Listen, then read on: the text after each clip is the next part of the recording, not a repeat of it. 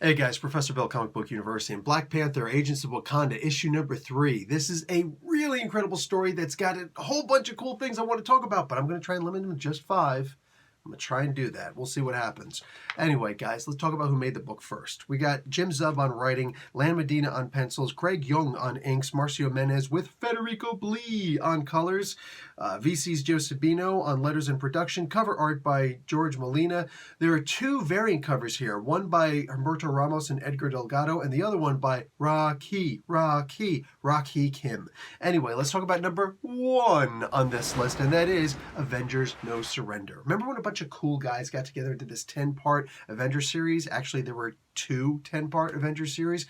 Anyway, one of them was No Surrender. And you'd figure that somebody would have mentioned this amazing freaking event in the comic books recently. No, nobody's done it. Nobody's done it. So finally Zeb gets together. He's like, fine, I'll do it. It's my baby anyway. So why not? Why not? Anyway, it's about damn time somebody did. All right? Also, we get another Elder of the Universe involved in this. Probably one of the coolest ones that's never used for the most part, aside from a totally awesome death in Thanos' quest, and that is the Gardener. Yeah, it's about damn time. Let's talk about number 2 on this list, and that is Brew. Guys, if you are a fan of Brew, 1, you're awesome. 2, you're one of the few people who actually get it. All right? Brew is an amazing character. He is a brood. He's one of the brood.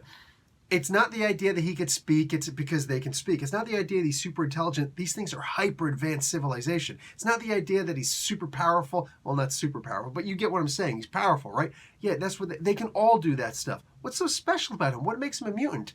Yeah, look that up and then understand really good writing. This is a totally freaking cool character, and Brew gets to be in this story. Yay! I love the idea that Zub is taking some lesser used characters and throw them together in this big hodgepodge, but only putting the focus on approximately 2 of them at a time so that they actually get some good airtime. I love the idea they're doing that. Not a whole lot of people doing team books, and I'm glad that Zub is one of them doing it. Also, got to give credit where credit's due to Lan Medina.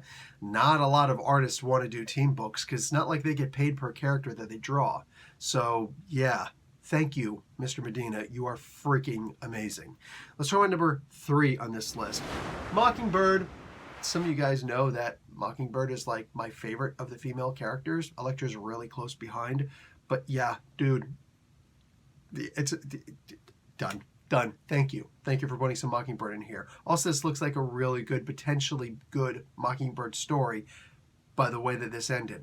Nothing else. Let's talk about number 4 on this list, and that is the interactions. Look, it's one of the cool things about writing a team book is you get the opportunity to have great interactions with members of a team who know each other. In this particular case, here are people who are sometimes only familiar with each other, and the interactions are amazing. When you get to see the way that these guys are talking to each other, there's no one thing I can point to. No, the way that everybody is talking to each other, it's very real. It's not just a bunch of generic voices talking with each other. It's like Zub is actually inside of these guys' heads and writing what they're saying. I love that. Absolutely love that. Let's talk about number 5 on this list. There's so much to talk about. We can talk about the coolness of the next issue. We can talk about that awesome double-page spread. Really look at Black Panther in that double-page spread. I want to hate that one aspect of it, but here's a character who gets surprised, but even when he's surprised, he's always trying to regain that balance right away, immediately, with quite literally cat-like reflexes. So it still works. As much as I want to hate that particular image, it works so well for that character. So yeah, that double page spread. But let's actually talk about the title of this, God Loves, Moon Kills. Already there are people spanking happy over that, and I can't blame you. Y'all know what that's actually from, right? I had to dig this one out. It's a big one, so it doesn't fit in my comic book boxes, so it wasn't that hard to dig out. But yeah, and for all of you guys who are wondering, yes, it is real. Yes, it is first edition. And yes, it is magnificent. Guys, if you haven't read this, do yourself the favor. God Loves, Man Kills. What is it, the 5th of the... Yeah, Marvel graphic novel number 5. I just love the idea that he actually makes that God Loves, Moon Kills. I'm out. Professor Bill, Comic Book University. Class dismissed.